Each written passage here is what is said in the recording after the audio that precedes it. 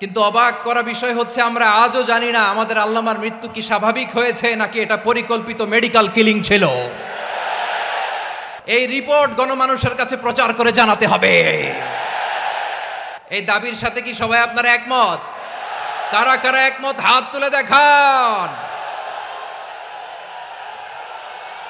হযরতুল আল্লাম শহীদ মরহুম আল্লামা দেলওয়ার হোসেন সাঈদী রহিমাহুল্লাহ, ওনার স্মৃতি বিজড়িত আজকের এই ঐতিহাসিক প্যারেড ময়দানের তাফসিরুল কোরআনের প্রোগ্রামে সব আছে। স্টেজ আছে, শ্রোতা আছে, প্যান্ডেল আছে, মিডিয়া কাভারেজ আছে, কিন্তু আমাদের কলিজার টুকটাটা আমাদের মাঝে নাই। আজকের এই প্রোগ্রামে আলোচক হয়ে এই চেয়ারে আমি না বসে ওই শ্রোতাদের কাতারে বসে যদি আমাদের আল্লামার নুরানি চেহারার দিকে তাকিয়ে ওয়াজ শুনতে পারতাম, আমাদের হৃদয়টা ঠান্ডা হয়ে যেত,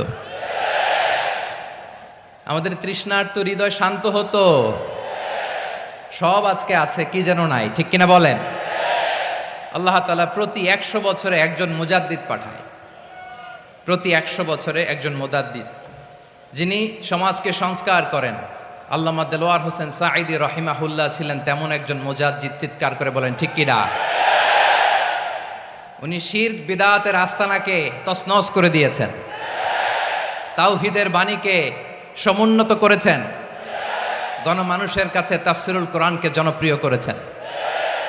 আজীবন আজীবন তিনি ইসলামকে বিজয়ী শক্তি হিসেবে দেখার স্বপ্ন দেখতেন। এত প্রাঞ্জল ভাষা, এত চমৎকার আধুনিক প্রেজেন্টেশন, গণমানুষের কাছে কোরআনের তাফসিরকে এভাবে জনপ্রিয় করে তোলার মতো ব্যক্তিত্ব আল্লামা সাঈদী ছাড়া দ্বিতীয় কেউ এই বাংলার ভূখণ্ডে নাই। এই যে তাফসিরুল কোরআন, এই যে টার্মিনোলজি, এই টার্মটাই উনি আসলে জনপ্রিয় করেছেন। আমরা আগে জানতাম না যে এভাবে তাফসির করা যায়, এভাবে scientific indications of the Holi কোরআনকে মানুষের কাছে পেশ করা যায়, এভাবে এত জীবন ঘনিষ্ঠ করে, এত ইন্টারেক্টিভ করে কোরআনের কথাগুলো মানুষের কাছে উপস্থাপন করা যায়। উনি অন্যায়ের বিরুদ্ধে সবসময় সোচ্চার ছিলেন, প্রতিবাদী কণ্ঠস্বর ছিলেন। ওনার আলোচনা শুনলে দেহের রক্ত টকবক করে ফুটতে থাকতো। আল্লাহু আকবার, আল্লাহু আকবার, আল্লাহু আকবার।